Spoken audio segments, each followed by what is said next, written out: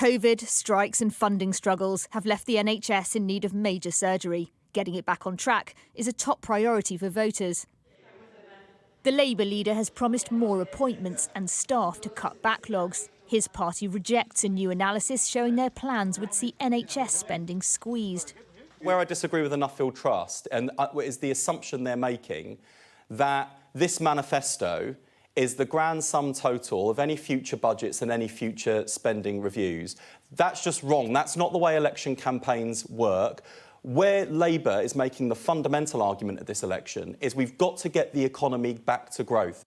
Number crunching by the Nuffield Trust shows the major parties planning smaller increases on health than during the height of austerity during the coalition years.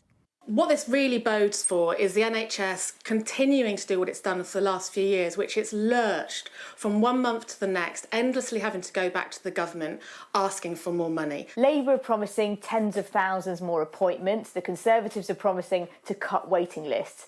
Is any of this likely to happen? These plans aren't realistic.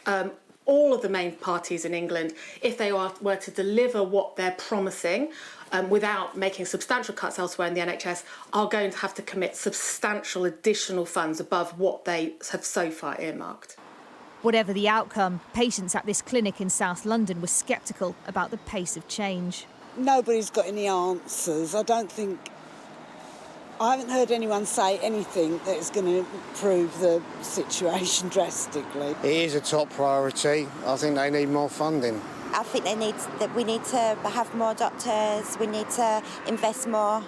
Conservative ministers continue to hammer the message about the risk of tax rises under Labour, despite the party saying they've no plans for any. We've got a manifesto, fully costed, fully funded, that cuts people's taxes, cuts the taxes on working people. By contrast, the Labour Party is going to put them up. That's a very clear choice for people.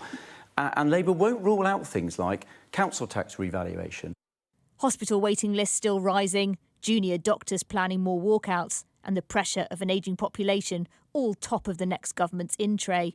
Questions over whether the remedies on offer do more than manage the pain. Tamara Cohen, Sky News, Westminster.